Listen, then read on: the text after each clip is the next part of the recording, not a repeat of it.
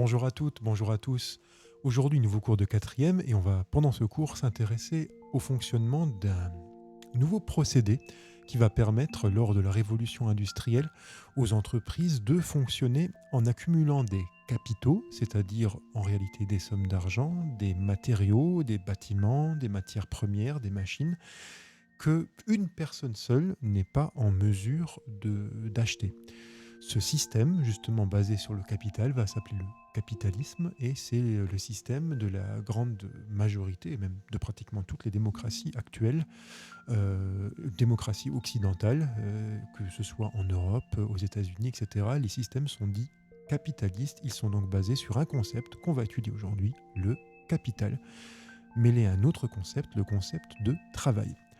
Vous retrouverez les documents qui vont vous permettre d'étudier cette nouvelle donnée dans évidemment le Google Drive comme d'habitude, avec notamment cette fiche que vous avez maintenant devant les yeux sur l'écran qui va nous permettre d'expliquer le fonctionnement d'une entreprise capitaliste et de nous poser dessus un certain nombre de questions. Donc on a 6 questions ensemble à se poser sur le fonctionnement d'une entreprise capitaliste et 3 questions ensuite à se poser sur le concept nouveau de la banque.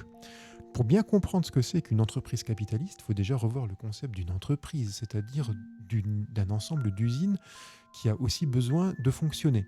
Donc quand on dit usine, on parle de bâtiments, mais pour la faire fonctionner, il n'y a pas besoin que de bâtiments. Il faut aussi des matières premières à mettre dedans, par exemple du charbon et de l'eau pour faire fonctionner notre vapeur, mais aussi des produits que l'on va fabriquer. Par exemple, pour fabriquer de l'acier, il va vous falloir du carbone, notamment dans le charbon, et du fer. Il vous faudra aussi des gens pour faire fonctionner ces machines, donc il va vous falloir de la main-d'œuvre ouvrière, comme on l'a vu. Il vous faudra aussi de l'argent pour acheter les bâtiments, éventuellement ou les louer, acheter les machines ou les faire fabriquer, et puis payer aussi vos salariés, c'est-à-dire vos ouvriers et vos employés. Donc à partir de là, les sommes d'argent qui sont nécessaires pour la composition de sociétés, d'entreprises et pour la fabrication de tous les produits au XIXe siècle lors de la révolution industrielle, elles sont extrêmement fortes. Pour fabriquer la tour Eiffel, comme on l'a vu, il en a bien fallu des ouvriers, et puis il en a bien fallu des matières premières, il en a bien fallu des machines. Donc tout ceci amène à une nouvelle situation où très souvent, une personne seule n'a pas les moyens financier d'avoir l'ensemble de l'argent qui va permettre de construire les bâtiments, de payer les matières premières, de payer les employés, etc., etc. Il faut donc trouver de nouvelles manières de récolter de l'argent afin de faire fonctionner tout cet immense panel de choses. C'est ce système capitaliste qu'on va maintenant voir. Alors, le schéma que vous avez devant les yeux, il va nous permettre de comprendre justement en quoi le système capitaliste est une nouveauté qui va mettre en avant une partie de la société qui remplace la noblesse à ce moment-là, notamment au XIXe siècle. Elle l'a déjà remplacée politiquement avec la fin des privilèges de la noblesse pendant la Révolution. Elle va maintenant totalement la remplacer économiquement pour devenir la nouvelle élite sociale. C'est la bourgeoisie, puisque c'est elle qui va se prêter à ce jeu du capitalisme, les nobles, comme on l'a vu, n'ayant plus les moyens de le faire et ne s'intéressant pas forcément au concept des entreprises et des usines et de la révolution industrielle nouvelle, puisque leur puissance était basée sur des terres qui leur appartenaient et qui étaient cultivées par des paysans, dans le système notamment féodal. Donc eux n'ont pas, en grande majorité, pris le chemin de la révolution industrielle. Ce sont les bourgeois qui le mettent en place. Alors regardons justement maintenant comment cette bourgeoisie fait fonctionner ces entreprises capitalistes, avec plusieurs questions à se poser. Alors les questions 1 à 6, regardez-les bien, posez-les-vous, et après on répond tout de suite. C'est bon, alors regardons maintenant comment s'organisent les questions 1 à 6. Donc première chose, vous avez vu, il y a 2 ingrédients, question 1, nécessaires au bon fonctionnement d'une entreprise. Il faut à la fois du capital et du travail. Alors qu'est-ce que c'est que cette histoire-là ? Le capital, comme vous l'avez vu, c'est l'argent qui va servir à acheter tous les produits dont l'entreprise a besoin. C'est aussi les bâtiments qui sont payés forcément par des sommes d'argent. C'est aussi les machines dont l'entreprise va se servir pour produire et les matières premières qui vont permettre la production des produits au fini. Le produit fini, c'est le produit qui est fabriqué par l'entreprise grâce à ces matières premières transformées par les machines et par l'action, on va le voir, des salariés. Donc vous prenez tout ça, c'est quelque chose qu'il a fallu payer ou bien qui a une valeur que l'on peut nombrer en argent. C'est ce qu'on appelle le capital. Alors ce qu'on appelle, on le verra et on étudiera d'ailleurs sa pensée, c'est un système qui a beaucoup été pensé par Karl Marx, un penseur allemand du 19e siècle dont les travaux ont aussi mené à une autre théorie de l'organisation économique des pays qu'on appelle le communisme et qui s'oppose à cette notion de capitalisme. On étudiera les deux cette année.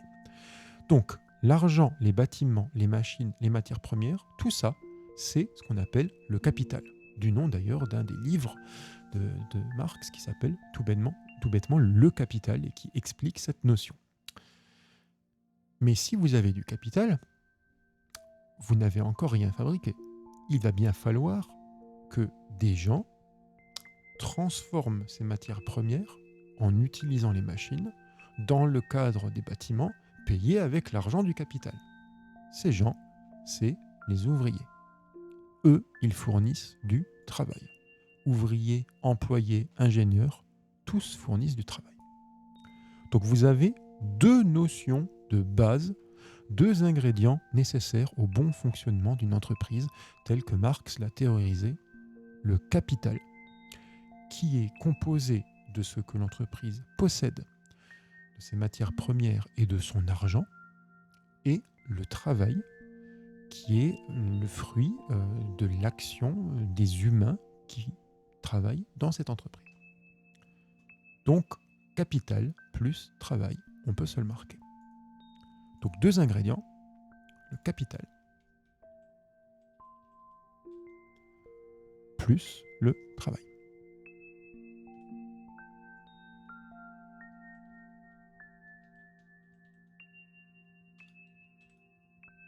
Donc, voilà nos deux ingrédients nécessaires au bon fonctionnement d'une entreprise.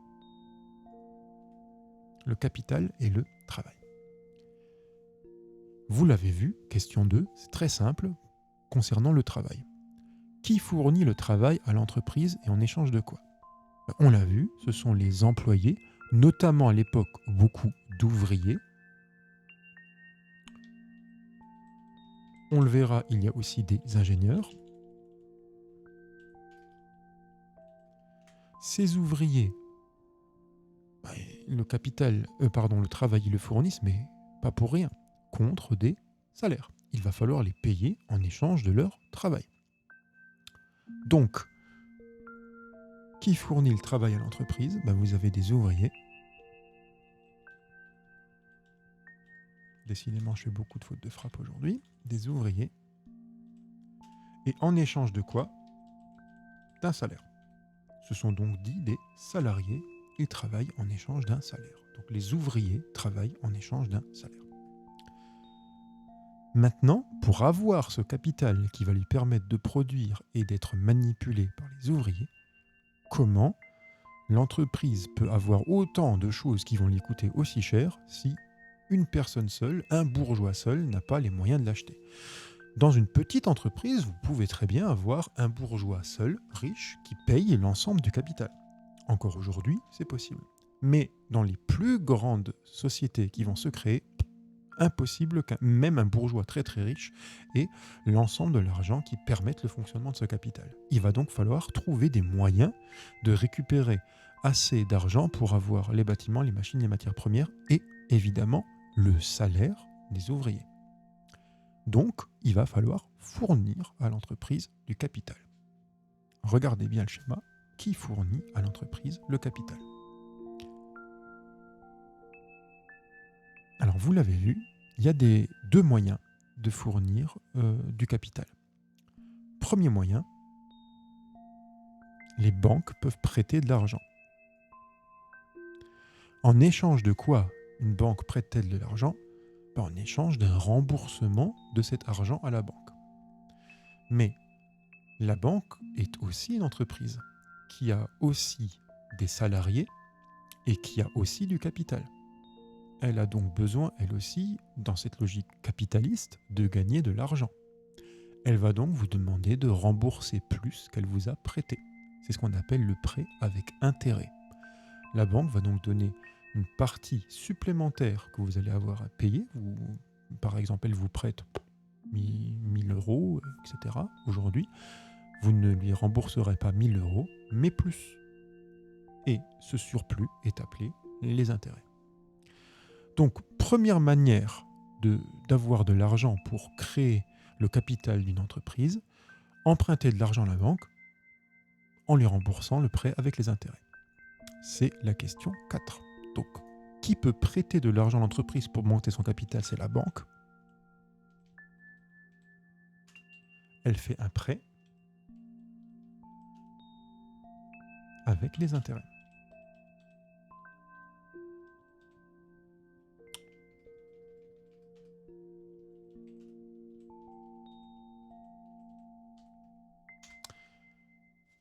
Et ce n'est pas le seul système.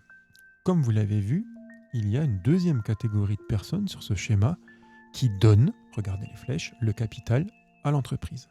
C'est ceux que l'on appelle des actionnaires. Ils sont réunis dans une assemblée générale. Ces actionnaires sont des gens qui vont donner de l'argent à l'entreprise. Ce ne sont pas des philanthropes, c'est-à-dire des gens qui vont distribuer leur argent comme ça. Ils attendent quelque chose.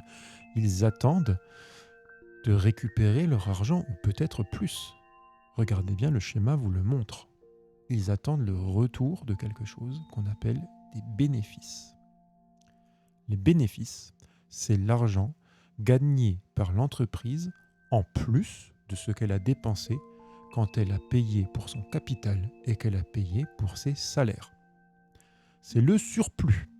Donc imaginez par exemple qu'une année, l'entreprise fonctionne très bien. Elle vend beaucoup de produits, ça lui rapporte beaucoup d'argent. Elle a payé pour l'achat de ses matières premières, elle a payé la location de ses bâtiments, elle a payé pour l'entretien de ses machines, etc. Donc son capital, c'est bon. Elle a payé tous ses salaires, il lui reste de l'argent. Cet argent, qui le reçoit? Les actionnaires. Chaque année, pour satisfaire ses actionnaires, question 6, l'entreprise doit donc faire quelque chose. Elle doit gagner plus d'argent qu'elle en dépense. C'est ce qu'on appelle faire des bénéfices. Et il faut que ces actionnaires gagnent plus de bénéfices que ce qu'ils ont donné pour que l'entreprise puisse avoir son capital et payer ses salaires. Vous avez donc là le fonctionnement d'une entreprise capitaliste. Qui est chargé, regardez l'image, de distribuer les bénéfices aux actionnaires? C'est clair, c'est le conseil d'administration. Alors, comme vous pouvez le voir là, le conseil d'administration, lui, distribue, répartit les bénéfices aux actionnaires et les actionnaires élisent le conseil d'administration. Et la dernière question, question 5, donc, c'est qui le propriétaire de ces entreprises? Elle est possédée par qui? Alors, est-ce que ce sont les ouvriers? Non, les ouvriers travaillent en échange d'un salaire. Mais qui possède les murs? Qui possède les bâtiments? Qui possède les machines? Qui possède les matières premières? Si tout ça, on l'appelle bien le capital, ceux qui possèdent le capital sont bien les possesseurs de l'entreprise.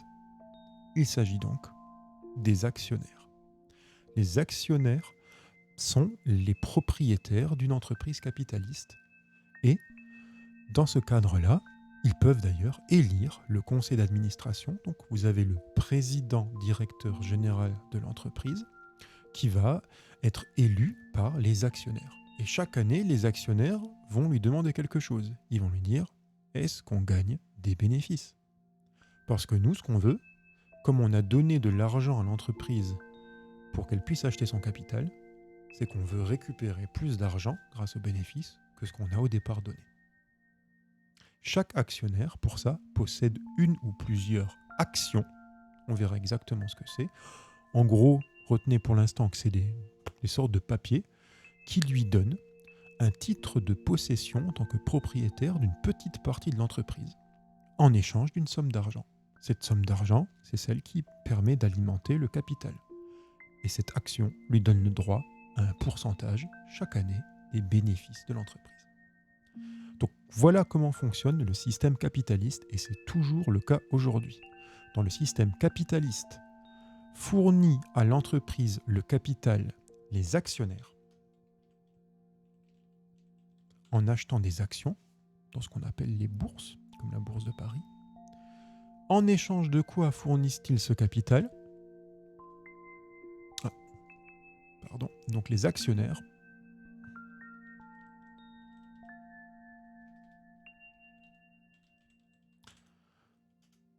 ils fournissent le capital à l'entreprise en échange des bénéfices. Chacun veut sa part des bénéfices. Ce sont eux les propriétaires d'une entreprise capitaliste, les actionnaires parce qu'ils sont propriétaires du capital.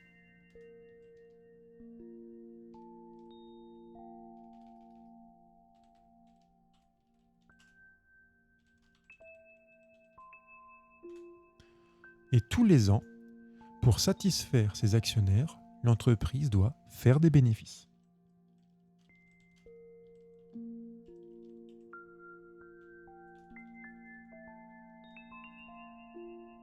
Alors imaginez qu'elle n'en fasse pas. L'entreprise ne fait pas de bénéfices pendant une année.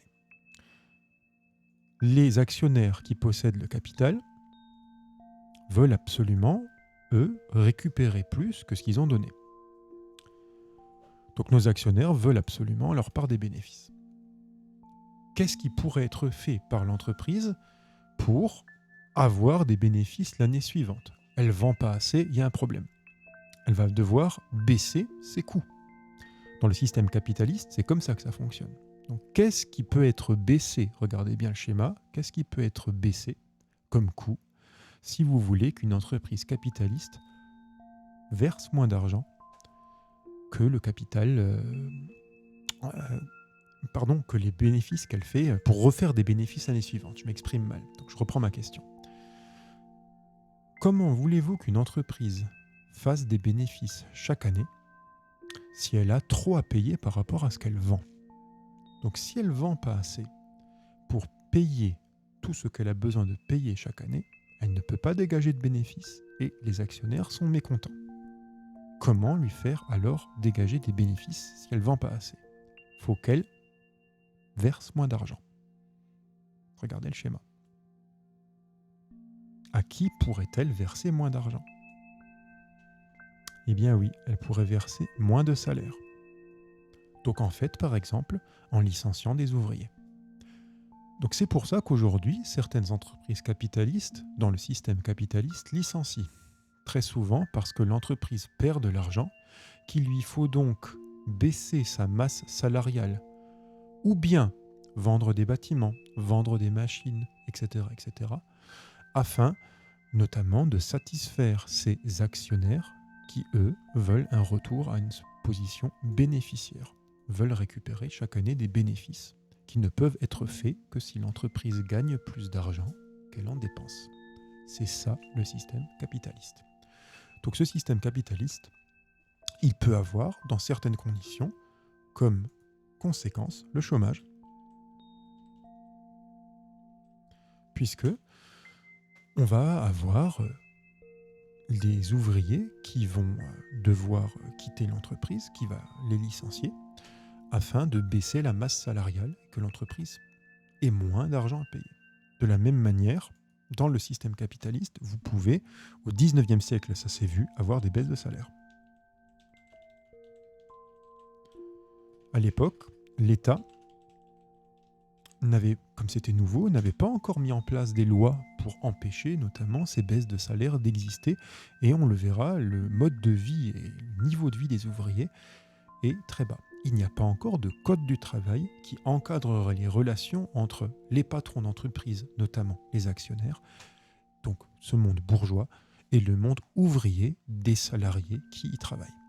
C'est justement un des sujets principaux d'études de Karl Marx et de Friedrich Engels lorsqu'ils étudient ce système du capitaliste. capitalisme. Le capitaliste, c'est la personne qui se sert du système du capitalisme, par exemple les actionnaires, et le capitalisme, c'est le nom du système lui-même. Voilà. Alors intéressons-nous maintenant plus précisément à une autre partie de ce système capitaliste, à eux, les banques. Parce que ce concept de banque, lui, il se développe énormément au XIXe siècle, étant donné que ce système capitaliste se met en place. On a donc 3 questions à se poser, les questions 7, 8 et 9 sur le document qui est en bas à droite. Une banque qui se met en place à la fin, au milieu et à la fin du siècle, la banque du crédit mobilier. Alors, posez-vous bien les 3 questions et on y répond juste après. Vous avez vu? Alors regardons ensemble. Première chose, à quoi sert la banque du crédit mobilier pour 2 catégories de personnes, pour les bourgeois d'un côté et ce qu'on appelle les masses populaires de l'autre, c'est-à-dire le peuple. Alors, les frères Pereire, qui fondent la banque du crédit immobilier, qu'est-ce qu'ils font? Ils regroupent dans leurs mains l'épargne des bourgeois et des masses populaires. L'épargne, c'est les sous mis de côté. Donc les sous mis de côté par les bourgeois et les masses populaires qui vont mettre leurs sous à la banque pour en diriger les flots vers l'industrie et le commerce. Alors comment c'est possible? Comme on l'a vu, vous allez dans des comptes en banque mettre de l'argent dans les banques qui ensuite vont prêter de l'argent aux entreprises. Alors comment les banques font-elles pour vous attirer? Parce que sinon, il suffirait de mettre son argent sous son oreiller et ce serait la même chose. Déjà, elles vous promettent une sécurisation de votre argent qui n'est pas chez vous. Et deuxième chose, elles vont vous promettre des intérêts sur certains de leurs produits. C'est-à-dire que vous allez avoir un compte en banque et la banque va vous assurer que chaque année, elle va mettre un petit quelque chose à la fin de l'année, un intérêt justement sur votre compte. Alors regardez bien d'où il vient cet intérêt. Faites le chemin à l'envers. Comme la banque prête de l'argent aux entreprises, les entreprises vont devoir notamment rembourser de l'argent. Mais comme on l'a vu, la banque se sert au passage pour payer son propre capital et son propre salariat et va récupérer de l'argent. Et une partie de cet argent va vous revenir à vous sous forme d'intérêt. Donc vous avez un système qui se met en place dans le capitalisme de banque qui va prendre l'argent des bourgeois et des masses populaires que vous épargnez, la prêter aux entreprises et ensuite les intérêts qu'elle récupère va en remettre une partie, puisqu'elle se sert au passage pour faire ses propres bénéfices, aux mains des épargnants. Pourquoi le fait-elle? La suite du texte le dit très clairement, parce que il est impossible de construire et de faire marcher ces nouvelles entreprises qui sont énormes au XIXe siècle avec l'aide des capitaux d'un seul individu. Les capitaux, en l'occurrence, donc comme on l'a vu, l'argent, les bâtiments, les machines, les matières premières. Donc, les petits bourgeois, les paysans confient leur argent à la banque et l'industrie se sert de cet argent pour acheter notamment son capital et payer ses salaires. Donc si on fait le compte, pour les bourgeois et les masses populaires, on a un nouveau principe, l'épargne, sur des comptes. Et ces comptes, on y met à la banque des intérêts. À la fin de l'année, la banque vous donne plus d'argent sur votre compte, un petit peu, que ce que vous avez mis. Ça dépend du produit que vous lui avez acheté d'ailleurs. Pour la grande industrie, la banque va servir à faire des prêts. Là aussi, avec intérêt. Mais dans l'autre sens.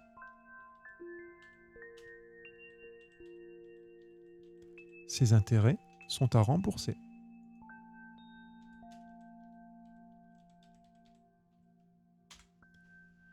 Et pourquoi n'est-il plus possible de faire marcher une entreprise avec l'aide des capitaux d'un seul individu? C'est trop cher. Il faut trop de capitaux. Ces nouvelles entreprises, elles ont besoin de machines. Donc je change les piles de mon clavier. Donc des besoins en machines, en matières premières, en salaire,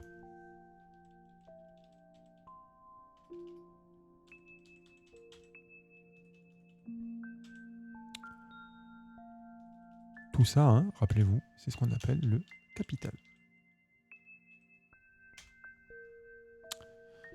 Donc voilà comment fonctionne le système dit capitaliste. Première chose, vous avez des salariés, notamment ouvriers, qui travaillent en échange d'un salaire. Deuxième chose, vous avez des actionnaires qui fournissent, en donnant de l'argent à l'entreprise, le capital. Ils en deviennent donc chacun les propriétaires. Une entreprise capitaliste qui a des actionnaires a donc autant de propriétaires qu'elle a d'actionnaires. C'est un groupe qu'on appelle l'Assemblée générale des actionnaires. En échange de ce capital qu'ils donnent à l'entreprise, ils exigent chaque année des bénéfices qui sont composés de l'argent que l'entreprise gagne et qui lui reste à la fin de l'année quand elle a payé l'entretien de son capital et les salaires de ses salariés. Quand elle ne fait pas de bénéfices pendant une année, ça peut être problématique puisque les actionnaires peuvent exiger de l'entreprise qu'elle en fasse l'année suivante pour récupérer leurs bénéfices au prix parfois de baisse de salaire au XIXe siècle ou bien de licenciement d'employés. Et puis aussi parfois de la tête du PDG qui peut dans ces cas-là être changé et considéré comme n'étant pas assez bon. Le président, directeur général, qui préside le conseil qui administre l'entreprise, donc qui la gère, pour le compte des actionnaires qui sont les propriétaires. Alors c'est un peu compliqué, je vous l'accorde, mais c'est extrêmement important parce que c'est le système dans lequel actuellement, en Europe, tous les pays fonctionnent. Les États-Unis également, et toutes les grandes démocraties capitalistes qui se sont développées, notamment grâce à la révolution industrielle du XIXe siècle, fonctionnent d'après ce principe du capitalisme. Donc ce capitalisme, il crée un nouveau système, et ce système, on voit très bien au XIXe siècle qu'il profite à une catégorie de personnes qui s'enrichit énormément. Alors, qui s'enrichit le plus dans ce schéma? Alors, il y a deux choses. La première chose, c'est que il faut bien voir que c'était aussi attractif pour les ouvriers. Pourquoi? Parce que les salaires sont fixes. Vous n'êtes plus tributaire de votre terre. Vous n'êtes plus paysan et une année, vous pouvez ne pas avoir de récolte du tout. Vous avez un salaire qui dépend de votre travail. Il est faisable en toute heure, en toute période de l'année. Il n'est pas soumis aux aléas climatiques. Donc, c'est profitable pour les ouvriers. Si ça n'avait pas été profitable pour les ouvriers, personne ne serait venu s'inscrire dans ces entreprises. Donc, ces ouvriers, malgré leur vie très difficile au départ, elle reste pour beaucoup d'entre eux moins difficile que la vie au champ qui ne pouvait pas fournir assez de subsistance à tout le monde dans le contexte d'augmentation du nombre d'habitants qu'il y avait au XIXe siècle dans les pays qui s'industrialisent et qui développent la médecine. Mais ceux qui récupèrent le plus d'argent, comme on peut le voir, évidemment, ce sont nos fameux actionnaires. Puis ce sont aussi les organisations comme les banques. Et tout ceci qui deviennent extrêmement importants dans ce système parce qu'ils possèdent le capital. Karl Marx invente un nom pour les décrire, il les appelle les capitalistes. Et ces capitalistes correspondent à une classe sociale qui à ce moment-là prend le contrôle économique et politique à la place de la classe sociale dominante précédente, la noblesse, la bourgeoisie. On appelle donc ce principe-là bourgeoisie capitaliste. Donc la bourgeoisie capitaliste, la bourgeoisie et les capitalistes, les bourgeois et les capitalistes, c'est les mêmes. Et eux vont prendre le contrôle des organisations de ces nouvelles entreprises de la révolution industrielle au XIXe siècle et développer leur propre capital, leur propre richesse en devenant actionnaires de ces entreprises et en devenant les patrons justement de ce nouveau système du capitalisme qui se met en place.